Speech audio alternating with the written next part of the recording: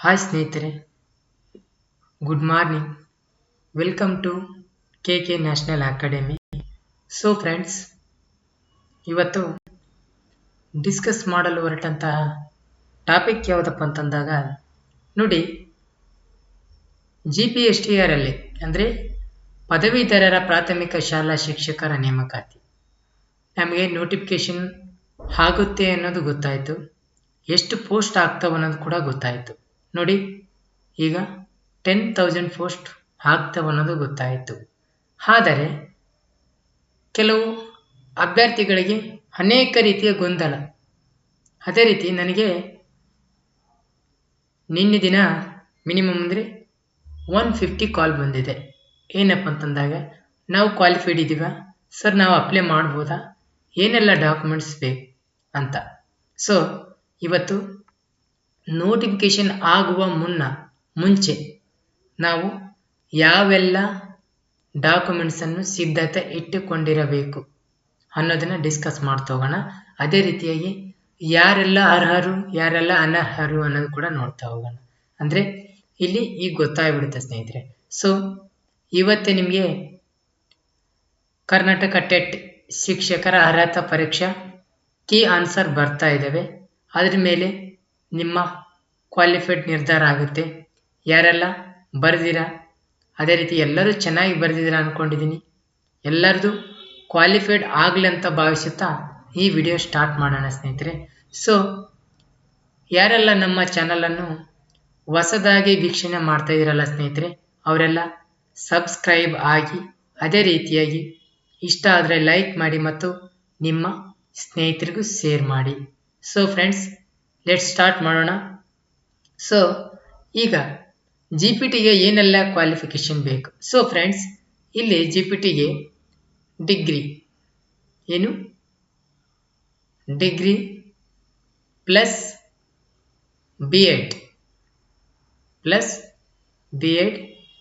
Plus KTET ಇಷ್ಟು compulsory ಬೇಕಾಗುತ್ತೆ ಸ್ನೇಹಿತರೆ. ಪೇಪರ್ 2 GPT ಎಲಿಜಿಬಲ್ಲು, ಪೇಪರ್ 1 ಆದರೆ ನಾಟ್ ಎಲಿಜಿಬಲ್ಲು ಡಿಗ್ರಿ ಆದವರು. ಸೊ ಇನ್ನೊಂದು D.Ed ಆದವರು ಪ್ಲಸ್ ಏನಾಗಬೇಕು, ಡಿಗ್ರಿ ಆಗಬೇಕು, plus degree plus KTET paper 2 ಆಗಬೇಕು. ಮತ್ತು KTET ಪೇಪರ್ 2 ಆದರೆ ಮಾತ್ರ ಎಲಿಜಿಬಲ್ಲು, ಇಲ್ಲಾಂದರೆ ನಾಟ್ ಎಲಿಜಿಬಲ್ಲು. ಸೊ ನಿಮ್ಗೆ ಆಲ್ರೆಡಿ ಗೊತ್ತಿದೆ, ಸಿಲೆಬಸ್ ಕೂಡ ಒಂದು ವಿಡಿಯೋನೇ ಮಾಡಿದ್ದೀನಿ. ಅದೇ ರೀತಿಯಾಗಿ ಕ್ವಶನ್ ಪೇಪರ್ ಕೂಡ ನಾನು ಬಿಡಿಸ್ತಾ ಹೋಗಿದ್ದೀನಿ ನಿನ್ನೆ ಕ್ಲಾಸಲ್ಲಿ. ಸೊ ಸ್ಟಾರ್ಟ್ ಮಾಡೋಣ ಸ್ನೇಹಿತರೆ. ಅದೇ ರೀತಿಯಾಗಿ ನನಗೆ ಯಾವ ರೀತಿ ಕ್ವಶನ್ ಕೇಳಿದ್ರು, ಅದೇ ರೀತಿಯಾಗಿ ಇಲಾಖೆಗೂ ಕೂಡ ಕೆಲವು ಜನ ಕ್ವಶನ್ ಕೇಳಿದ್ರು. ಯಾವಾಗ 2022ರಲ್ಲಿ ಆಗಿರ್ತಕ್ಕಂಥ ನೋಟಿಫಿಕೇಶನ್ ನೋಡಿ, ಇಲ್ಲಿ ಕಾಣ್ತಾ ಇದೆ. ಒಂದು ಸೆಕೆಂಡು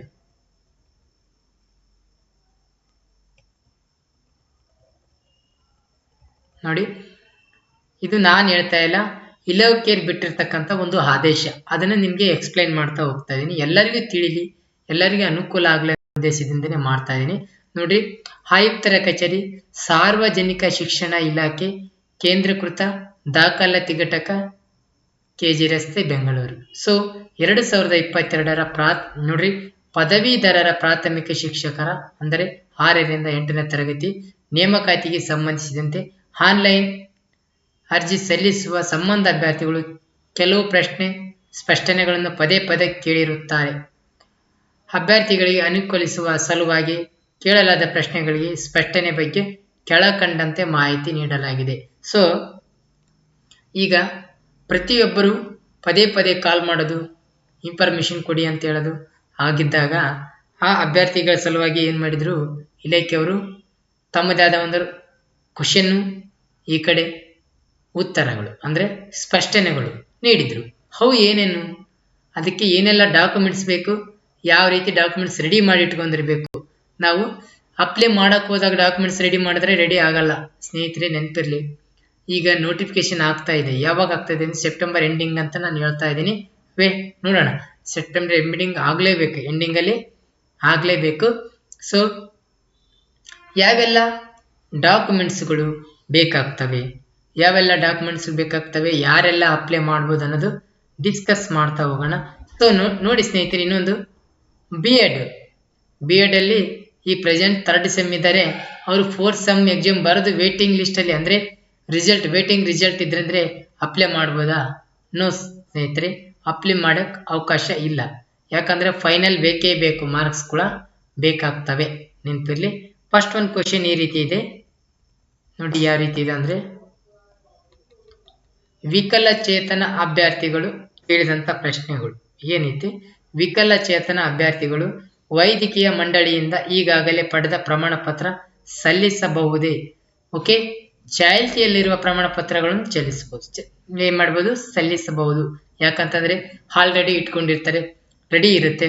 ಆದ್ರೆ ಮತ್ತೊಮ್ಮೆ ಏನಾದ್ರೂ ತೆಗಿಸ್ಬೇಕಾ ಅಂದ್ರೆ, ಈ ಫಾರ್ ಎಕ್ಸಾಂಪಲ್ ತೆಗಿಸಿ ಒನ್ ಇಯರ್ ಆಗಿದೆ ಅಂತ ಅನ್ಕೊಂಡ್ರೆ, ಅಂದ್ರೆ ಅಂಗವಿಕಲ ಪ್ರಮಾಣ ಪತ್ರ 1 ಇಯರ್ ಆಗಿದೆ, ಮತ್ತೆ ಏನಾದ್ರೂ ಹೊಸದಾಗಿ ತೆಗಿಸ್ಬೇಕಾ ಅಂತೇಳಿ ಕ್ವಶನ್ ಮಾಡಿದ್ದಾರೆ.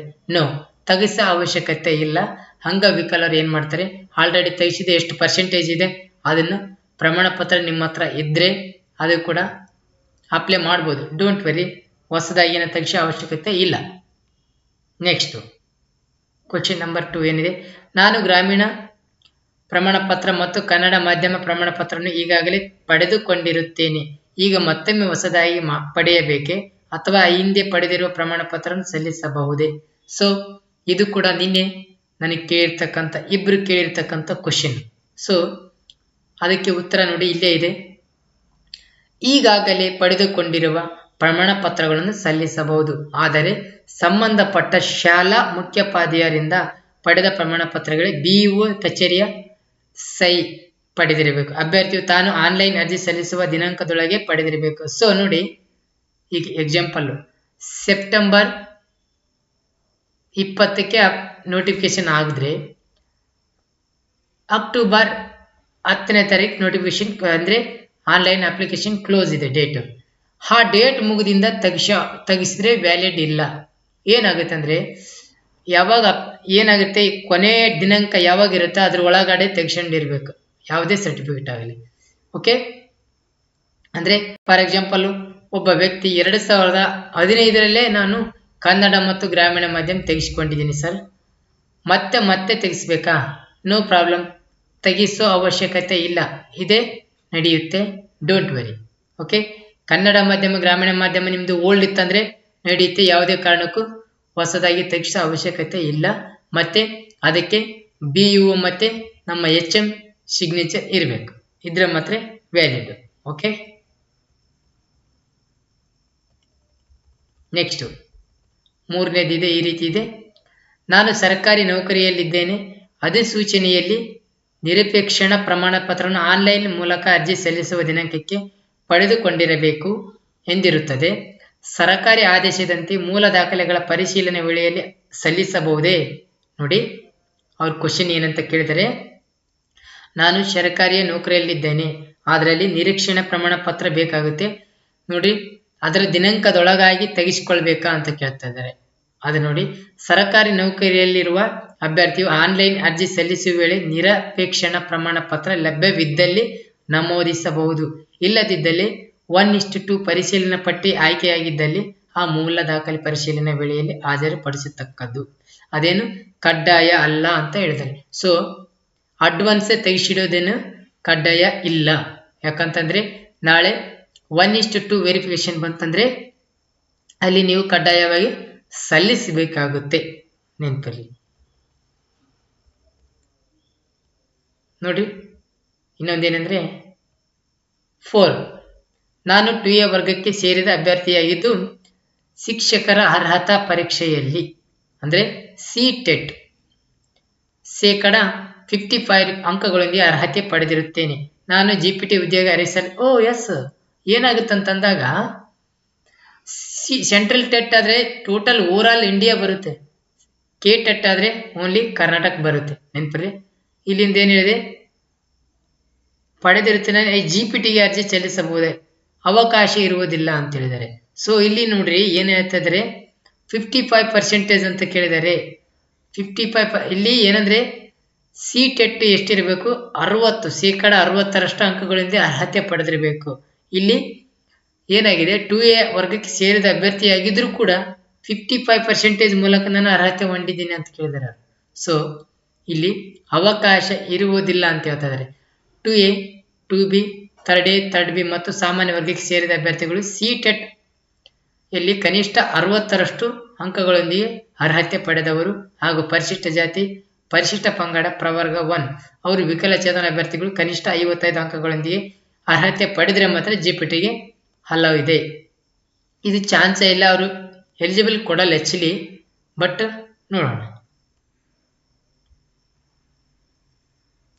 ಇಲ್ಲಿ ಕ್ವಶನ್ ಕೊಟ್ಟಿದ್ದಾರೆ. ನಾನು ಬಿ ಪದವೀಧರನಾಗಿದ್ದು B.Ed ಮತ್ತು TET ಅರ್ಹತೆ ಪಡೆದಿಲ್ಲ. ಪ್ರಸ್ತುತ ಕರೆದಿರುವ ಪದವೀಧರರ ಪ್ರಾಥಮಿಕ ಶಿಕ್ಷಕರ ನೇಮಕಾತಿಗೆ ಅರ್ಜಿ ಸಲ್ಲಿಸಬಹುದೇ?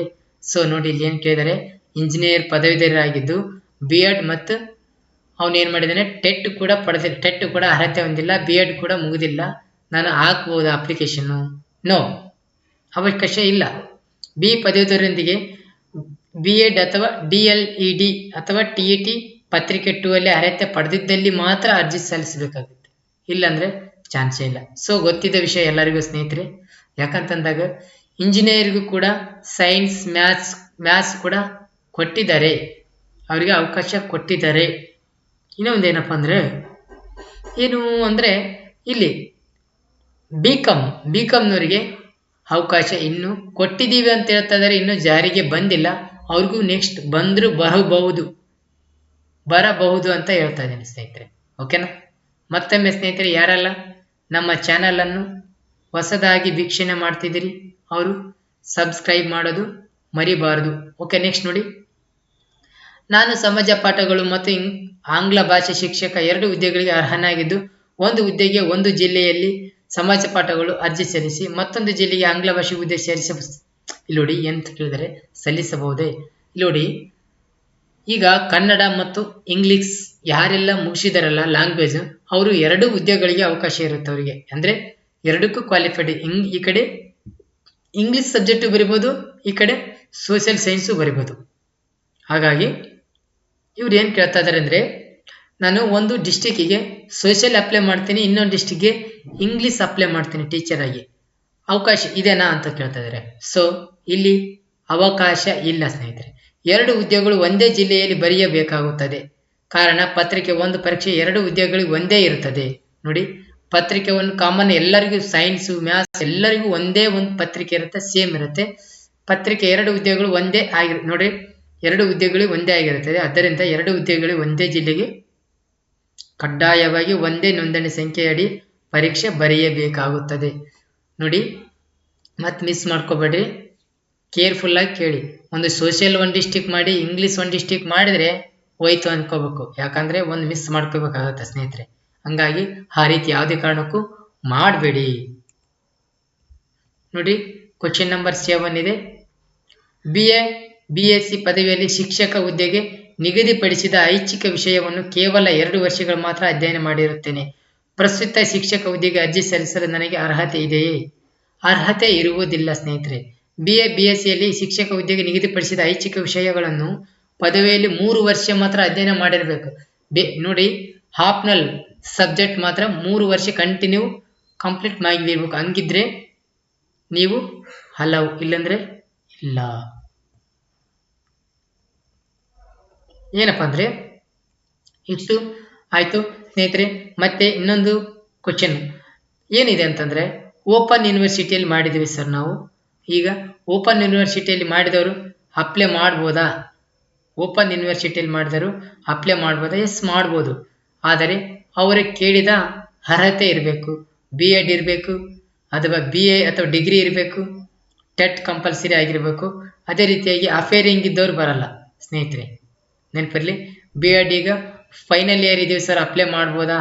D.Ed ಫೈನಲ್ ಇಯರ್ ಇದೀವಿ, ಅಪ್ಲೈ ಮಾಡ್ಬೋದಾ? ಸೊ ಚಾನ್ಸೇ ಇಲ್ಲ. ಎಲ್ಲದು ಕ್ವಾಲಿಫೈಡ್ ಕಂಪ್ಲೀಟ್ ಆಗಿರಬೇಕು, ನೆನಪಿರಲಿ ಸ್ನೇಹಿತರೆ. ಕ್ವಾಲಿಫೈಡ್ ಕಂಪ್ಲೀಟ್ ಆಗಿರಬೇಕು, ಹಂಗಿದ್ರೆ ಅಪ್ಲೈ ಮಾಡೋಕ್ಕೆ ಸಾಧ್ಯ. ಓಕೆನಾ? ಇನ್ನೂ ಇದೆ ನೋಡ್ರಿ, ಇನ್ನೂ ಒಂದು 8ನೇ ಕ್ವಶನ್. ಏನಿದೆ 8ನೇ ಕ್ವಶನ್? ನಾನು ಜೀವ ವಿಜ್ಞಾನ ಶಿಕ್ಷಕ ಹುದ್ದೆಯನ್ನು ಆಕಾಂಕ್ಷಿಯಾಗಿದ್ದು ಸ್ಪರ್ಧಾತ್ಮಕ ಪರೀಕ್ಷೆ ಪತ್ರಿಕೆ 2 ರಲ್ಲಿ ಗಣಿತ ಮತ್ತು ಭೌತ ವಿಜ್ಞಾನ ವಿಷಯಕ್ಕೆ ಸಂಬಂಧಿಸಿದ ಪ್ರಶ್ನೆಗಳು ಉತ್ತರಿಸಬೇಕೇ. ಇಲ್ಲಿ ನೋಡಿ ಏನಿದೆ ಅಂತಂದಾಗ ಈ ಸಂಬಂಧ ಪಠ್ಯಸೂಚಿ ಮಾದರಿ ಪ್ರಶ್ನೆ ಪತ್ರಿಕೆಯನ್ನು ಮತ್ತು ಪರಾಮರ್ಶನ ಗ್ರಂಥಗಳ ಬಗ್ಗೆ ಇಲಾಖೆ ವೆಬ್ಸೈಟ್ನಲ್ಲಿ ಪ್ರಕಟಿಸಲಾಗಿದೆ. ಅಂದ್ರೆ ಅಲ್ಲಿ ಸಿಲೆಬಸ್ ನೋಡ್ಕೋಬಹುದು ಅಂತ ಹೇಳಿದ್ದಾರೆ ಕ್ಲಿಯರ್ ಆಗಿ. ಒಬ್ಬ ಅಭ್ಯರ್ಥಿ ಎಷ್ಟು ಆನ್ಲೈನ್ ಅರ್ಜಿ ಸಲ್ಲಿಸಬಹುದು ನೋಡಿ. ಒಬ್ಬ ಅಭ್ಯರ್ಥಿ ಎಷ್ಟು ಜಿಲ್ಲೆಗೆ ಸಲ್ಲಿಸಬಹುದು, ಎಷ್ಟು ಅಪ್ಲಿಕೇಶನ್ ಹಾಕ್ಬಹುದು ಅಂತ ಕೇಳ್ತಾ ಇದ್ದಾನೆ. ಇಲ್ಲಿ ಒಬ್ಬ ಅಭ್ಯರ್ಥಿ ಎಷ್ಟು ಅರ್ಜಿಗಳನ್ನು ಬೇಕಾದರೂ ಸಲ್ಲಿಸಬಹುದು, ಆದರೆ ಒಂದು ಜಿಲ್ಲೆಯಲ್ಲಿ ಒಂದೇ ನೋಂದಣಿ ಸಂಖ್ಯೆಯಲ್ಲಿ ಹುದ್ದೆಗೆ ಸಂಬಂಧಿಸಿದ ಎಲ್ಲ ಪತ್ರಿಕೆಗಳು ಪರೀಕ್ಷೆ ಬರೆಯುವುದು ಕಡ್ಡಾಯ. ಅಂದ್ರೆ ಈಗ ನಾನು ಏನಪ್ಪಾ ಅಂದ್ರೆ 5 ಜಿಲ್ಲೆಗೆ ಅಪ್ಲೈ ಮಾಡ್ತೀನಿ. 5 ಜಿಲ್ಲೆಗೆ ಅಪ್ಲೈ ಮಾಡಪ್ಪ ಬ್ಯಾಡ್ ಅಂದರೆ ಯಾರು, ಆದರೆ ಒಂದು ಜಿಲ್ಲೆಯಲ್ಲಿ ಮಾತ್ರ ನೀನು ಕೊನೆಯಲ್ಲಿ ಬರೆಯುವ ಅವಕಾಶ ಇದೆ. ಓಕೆನಾ. ನೆಕ್ಸ್ಟ್ ನೋಡಿ, ಶಿಕ್ಷಕ ಅರ್ಹತಾ ಪರೀಕ್ಷೆ ಪತ್ರಿಕೆ 1 ರಲ್ಲಿ ಅರ್ಹತೆ ಪಡೆದಿರುವ ಅರ್ಜಿ ಸಲ್ಲಿಸಬಹುದೇ. ಶಿಕ್ಷಕರ ಅರ್ಹತಾ ಪರೀಕ್ಷೆ ಪತ್ರಿಕೆ 1 ರಲ್ಲಿ ಅರ್ಹತೆ ಪಡೆದವರು ಅರ್ಜಿ ಸಲ್ಲಿಸಲು ಅವಕಾಶವಿಲ್ಲ. ಸೊ ಈಗ ಅವಕಾಶ ಕೊಟ್ಟಿದ್ದಾರೆ ನೋಡಿ ಸ್ನೇಹಿತರೆ. ಈಗ BEd ಆದವರಿಗೆ ಏನ್ ಮಾಡಿದ್ದಾರೆ ಅಂದ್ರೆ ಪೇಪರ್ 1 ಪೇಪರ್ 2 ಟೆಟ್ ಅಲ್ಲಿ ಕೊಟ್ಟಿದ್ದಾರೆ ಅವಕಾಶ. ಆದರೆ ಇಲ್ಲಿ ಏನಪ್ಪಾ ಅಂತಂದ್ರೆ ಎಲಿಜಿಬಲ್ ಆದ್ರೂ ಕೂಡ ಪೇಪರ್ 1 ಎಲಿಜಿಬಲ್ ಆದ್ರೂ ಕೂಡ BEdನರು ಇಲ್ಲಿ ಪೇಪರ್ 2 ಆಗಿಲ್ಲ, ಪೇಪರ್ 1 ಎಲಿಜಿಬಲ್ ಆಗಿದೆ, ನಾ GPT ಬರಿಬಹುದಾ ಅಂತ ಕೇಳ್ತಾ ಇದ್ದಾರೆ. ಸೊ ಚಾನ್ಸೇ ಇಲ್ಲ, ಬರೆಯಕ್ಕೆ ಅವಕಾಶ ಕೊಟ್ಟಿಲ್ಲ ಅವರು. ಓಕೆನಾ. ಪೇಪರ್ 1 ಮತ್ತು ಪೇಪರ್ 2 ಎಲಿಜಿಬಲ್ ಆದ್ರೆ ಬರಿಬಹುದು, ಆದರೆ ಪೇಪರ್ 2 ಎಲಿಜಿಬಲ್ ಆಗದೆ ಪೇಪರ್ 1 ಆಗಿ ನಾನು GPT ಬರಿತೀನಿ ಅಂದ್ರೆ ಆಗಲ್ಲ. ಸೊ ನೆಕ್ಸ್ಟ್ ನೋಡಿ ಕ್ವಶನ್ ನಂಬರ್ 11. ಪದವಿ ಉತ್ತೀರ್ಣ ಪ್ರಮಾಣ ಪತ್ರ ಕನ್ವೊಕೇಶನ್ ನೋಡ್ರಿ. ಕನ್ವೊಕೇಶನ್ ವಿಳಂಬವಾಗಿರುವುದರಿಂದ ಆನ್ಲೈನ್ ಅರ್ಜಿಯಲ್ಲಿ ಅಂತಿಮ ಪದವಿ ಅಂಕಪಟ್ಟಿ ಸಂಖ್ಯೆ ನಮೂದಿಸಬಹುದೇ. ಈಗ ಕನ್ವೊಕೇಶನ್ ಕಂಪಲ್ಸರಿ ಕಡ್ಡಾಯ ಅಂತ ಹೇಳ್ತಾ ಇದ್ದಾರೆ. ಅದು ನೋಡಿ ಏನಾಗುತ್ತೆ, ಪದವಿ ಉತ್ತೀರ್ಣ ಪ್ರಮಾಣ ಪತ್ರ ಪಡೆಯದಿದ್ದಲ್ಲಿ ಸಂಬಂಧಪಟ್ಟ ವಿಶ್ವವಿದ್ಯಾಲಯದಿಂದ ಪ್ರೊವಿಷನಲ್ ಡಿಗ್ರಿ ಸರ್ಟಿಫಿಕೇಟ್ ಅನ್ನು ಪಡೆದಿರಬೇಕು, ಹಾಗೂ ಅದನ್ನು ಸಂಖ್ಯೆಯನ್ನು ನಮೂದಿಸಬೇಕು. ಅದರ ಅವಶ್ಯಕತೆ ಇಲ್ಲ, ಕಡ್ಡಾಯ ಅಂತ ಇಲ್ಲ. ಕನ್ವೊಕೇಶನ್ ಯಾವಾಗ ಬೇಕಾಗುತ್ತಂದ್ರೆ ನೀವು 1:2 ಹೋಗ್ತಿರಲ್ಲ ಅವಾಗ ಬೇಕಾಗುತ್ತೆ. ಇನ್ನೊಂದು ಕ್ವಶನ್ ಇದೆ ನೋಡಿ. JOC ವ್ಯಾಸಂಗ ಮಾಡಿದ ಅಭ್ಯರ್ಥಿಗಳು ಆನ್ಲೈನ್ ಅರ್ಜಿ ನಮೂನೆಯ ಯಾವ ಅಂಕಣದಲ್ಲಿ ವಿವರಗಳನ್ನು ನಮೂದಿಸಬೇಕು ಅಂತ ಕೇಳ್ತಾ ಇದ್ದಾರೆ. ಇಲ್ಲಿ JOC ವ್ಯಾಸಂಗ ಮಾಡಿದ ಅಭ್ಯರ್ಥಿಗಳು ಆನ್ಲೈನ್ ಅರ್ಜಿ ನಮೂನೆಯನ್ನು ನೀಡಿರುವ PUC JOC ಅಂಕಣದಲ್ಲೇ ನೇಮಿಸಬೇಕು, ಏನು ಪ್ರಾಬ್ಲಮ್ ಇಲ್ಲ. ಸ್ಪರ್ಧಾತ್ಮಕ ನೋಡಿ, ಇಲ್ಲಿ ಏನ್ ಕೇಳಿದ್ದಾರೆ,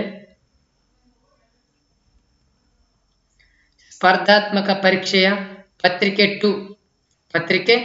2 ಅನ್ನು ಯಾವ ಮಾಧ್ಯಮದಲ್ಲಿ ಆದರೂ ಉತ್ತರಿಸಬಹುದೇ, ಯಾವ ಲ್ಯಾಂಗ್ವೇಜ್ ಅಲ್ಲಿ ಆದ್ರೂ ಬರೀಬಹುದೇ ಅಂತ ಕೇಳ್ತಾ ಇದ್ದಾರೆ.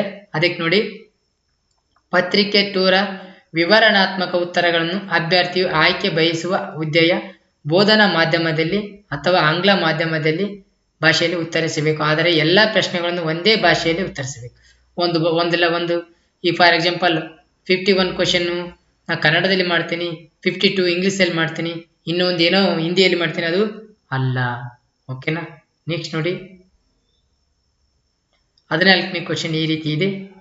ಕಲ್ಯಾಣ ಕರ್ನಾಟಕ ಪ್ರದೇಶದ 371 ಅಭ್ಯರ್ಥಿಗಳು 80% ಮತ್ತು 22 ವೃಂದಗಳ ಆದ್ಯತೆ ನೀಡಿ ಅರ್ಜಿ ಸಲ್ಲಿಸಬಹುದೇ. ಹೌದು, ಆದ್ಯತೆ ನೀಡಲು ಅವಕಾಶ ಇದೆ ಅಂತ ಕೇಳಿದ್ದಾರೆ. ನೋಡಿ, 80 ಮತ್ತು 22 ವೃಂದಗಳಿಗೆ ಆದ್ಯತೆ ನೀಡಿ ಅರ್ಜಿ ಸಲ್ಲಿಸಬಹುದು. ಆಪ್ಷನ್ಸ್ ಇರುತ್ತೆ, ಫಸ್ಟ್ ಯಾವುದು ಪ್ರಿಫರೆನ್ಸ್ ಕೊಡ್ತೀಯ ಅಂತ. ಆದರೆ 2 ವೃಂದಗಳಿಗೆ ನೇಮಕಾತಿ ಬಯಸುವ ಒಂದೇ ಜಿಲ್ಲೆಯಲ್ಲಿ ಹಾಗೂ ಒಂದೇ ನೋಂದಣಿ ಸಂಖ್ಯೆಯಲ್ಲಿ ಬರೆಯಬೇಕು, ಕಡ್ಡಾಯ. ನಾನು ಹೋಗಿ ಈ ಫಾರ್ ಎಕ್ಸಾಂಪಲ್ ಗುಲ್ಬರ್ಗಾದಲ್ಲಿ ನಾನು HK ಬರೆದು ನಾನು HK ಆ ಕಡೆ ಬರಿತೀನಿ ಅಂದ್ರೆ ಆಗಲ್ಲ, ಅದು ರಾಂಗು ಅಂತ ಹೇಳಬಹುದು. ನೆಕ್ಸ್ಟ್ ನೋಡಿ, ಕಲ್ಯಾಣ ಕರ್ನಾಟಕ ಪ್ರದೇಶ 371J 7 ಜಿಲ್ಲೆಗಳ ವ್ಯಾಪ್ತಿಗೆ ಸೇರಿದ ಅಭ್ಯರ್ಥಿಗಳು ಕಲ್ಯಾಣ ಕರ್ನಾಟಕೇತರ ಜಿಲ್ಲೆಗಳಿಗೆ ಅರ್ಜಿ ಸಲ್ಲಿಸಬಹುದಾ? ಎಸ್, ಸಲ್ಲಿಸಬಹುದು. ಸೊ ನೋಡಿ, ಇಲ್ಲಿ ಇನ್ನೊಂದು ಏನಪ್ಪಾ ಅಂತಂದ್ರೆ, ಕಲ್ಯಾಣ ಕರ್ನಾಟಕದ ಅಭ್ಯರ್ಥಿಗಳು ಬೇರೆ ಜಿಲ್ಲೆಯಲ್ಲಿ ಕಾಂಪಿಟೇಷನ್ ಮಾಡ್ಬೋದು, ಆದ್ರೆ ಆ ಕಡೆ ಬಂದಂತ ಅಭ್ಯರ್ಥಿಗಳು ಈ ಕಡೆ ಮಾಡ್ಬೋದು, ಆದರೆ 20% ಅಲ್ಲಿ ಮಾತ್ರ ಮಾಡ್ಬೋದು. ಇವ್ರು ಏನಿದೆ ಅಂದ್ರೆ ಆಲ್ಮೋಸ್ಟ್ ಓವರಾಲ್ ಎಲ್ಲದಕ್ಕೂ ಮಾಡ್ಬೋದು, ನಾನ್ HK ಅಂತೇಳಿ ಮಾಡ್ಬೋದು ಸ್ನೇಹಿತರೆ. ನೋಡಿ ಸ್ನೇಹಿತರೆ, ಯಾವೆಲ್ಲ ಡಾಕ್ಯುಮೆಂಟ್ಸ್ ಬೇಕಾದವು ಅಂತ ನಾವು ನೋಡ್ತಾ ಹೋದ್ವಿ ಸ್ನೇಹಿತರೆ. ನೋಡಿ ಈಗ ಏನಾಗುತ್ತೆ ಅಂತಂದಾಗ ಇವೆಲ್ಲ ಡಾಕ್ಯುಮೆಂಟ್ಸ್ ನಾವು ಅಡ್ವಾನ್ಸೇ ತೆಗೆದು ಇಟ್ಕೋಬೇಕು. ಏನಂತಂದಾಗ ಈಗ ಇದು ಇದೆ ಕ್ಯಾಸ್ಟ್ ಸರ್ಟಿಫಿಕೇಟ್ ಆಗಿರ್ಬೋದು. ಇನ್ನೊಂದು ಏನಂದ್ರೆ ಕ್ಯಾಸ್ಟ್ ಸರ್ಟಿಫಿಕೇಟೇ ನಮ್ಮಲ್ಲಿ ಸಮಸ್ಯೆ ಆಗಿರೋದು. ಇನ್ಕಮ್ಮು ಇದೇ ಸಮಸ್ಯೆ ಆಗಿರೋದು. ಏನ್ ಸಮಸ್ಯೆ ಅಂದ್ರೆ ಗಂಡನ ಇನ್ಕಮ್ ಕೊಡಬೇಕಿತ್ತು, ಮಹಿಳೆಯರು ತಂದೆ ಇನ್ಕಮ್ ಕೊಟ್ಟಿದ್ದಾರೆ ಅಂತೇಳಿ ಕೋರ್ಟಲ್ಲಿ ಬಿದ್ದಿದೆ. ಅದು ಕೂಡ ನೆಕ್ಸ್ಟ್ ಮಂತ್ ಕ್ಲಿಯರ್ ಆಗುತ್ತೆ. ಡೋಂಟ್ ವರಿ, ಕ್ಲಿಯರ್ ಆಗೋ ಚಾನ್ಸಸ್ ಬಹಳಷ್ಟು ದಟ್ಟವಾಗಿ ಇದೆ. ಅದೇನು ತಲೆ ಕೆಡಿಸೋ ಅವಶ್ಯಕತೆ ಇಲ್ಲ. ಆಲ್ಮೋಸ್ಟ್ ಮದುವೆ ಆದವರು, ಮ್ಯಾರೇಜ್ ಆದವರು ಆಲ್ಮೋಸ್ಟ್ ಈಗೇನೆ ತೆಗಿಸೋ ಪ್ರಯತ್ನ ಮಾಡಿ. ನಿಮ್ಮ ಹಸ್ಬೆಂಡ್ದೇ ತೆಗಿಸೋ ಪ್ರಯತ್ನ ಮಾಡಿ. ಯಾಕಂತಂದಾಗ ಯಾವ ಮೂಮೆಂಟಲ್ಲಿ ಯಾವ ರೀತಿ ಆದೇಶ ಹೊರಗೆ ಬರುತ್ತೋ ಗೊತ್ತಿಲ್ಲ. ಹಾಗಾಗಿ ಎಲ್ಲವೂ ನೀವು ಏನೆಲ್ಲ ತೆಗ್ಸ್ಕೊಂಡಿಲ್ಲ, ಈ ಕನ್ನಡ ಮೀಡಿಯಂ ಆಗಿರ್ಬೋದು, ಗ್ರಾಮೀಣ ಮೀಡಿಯಮ್ಮು, ಅದೇ ರೀತಿ HK ಇದ್ರೆ HK, ಇಲ್ಲಾಂದ್ರೆ ಇಲ್ಲ. ಈಗ ಅಂಗವಿಕಲ, PDP, ಅದೇ ರೀತಿಯಾಗಿ ಇನ್ಕಮ್ ಕ್ಯಾಸ್ಟ್ ಇರ್ಬೋದು, ಎಲ್ಲವೂ ಅಡ್ವಾನ್ಸೇ ತೆಗೆಸ್ಕೊಂಡು ಇಟ್ಕೊಳ್ರಿ. ಇಲ್ಲಿ ಹೋದ್ರೆ ನಿಮಗೆ ಮುಂದೆ ಸಮಸ್ಯೆ ಆಗಬಹುದು. ಓಕೆನಾ ಸ್ನೇಹಿತರೆ, ಇವತ್ತು ಇಷ್ಟು ಮಾಹಿತಿ ತಿಳಿಸಿದ್ದೀನಿ. ನೋಡ್ರಿ, ಇನ್ನೊಂದು ನೆನಪಲ್ಲಿ, ಅನರ್ಹರು ಯಾರಂದ್ರೆ B.Ed ಫೈನಲ್ ಇಯರ್ ಅಲ್ಲಿ ಬರಿತಾ ಇರೋದು, ಅವರು ಅಪ್ಲೈ ಮಾಡಕ್ ಅವಕಾಶ ಇಲ್ಲ ಸ್ನೇಹಿತರೆ. ಮತ್ತೆ ಡಿಗ್ರಿಯಲ್ಲಿ ಆಪ್ನಲ್ಲಿ ಇಂಗ್ಲಿಷ್ ಆಗ್ಬೇಕು. ಒಂದ್ ವೇಳೆ ಆಪ್ನಲ್ಲಿ ಇಂಗ್ಲಿಷ್ ಆಗಿಲ್ಲ ಅಂದ್ರೆ PG ಕಡ್ಡಾಯ ಆಗಿರ್ಬೇಕು. PGಯಲ್ಲಿ ಅವಕಾಶ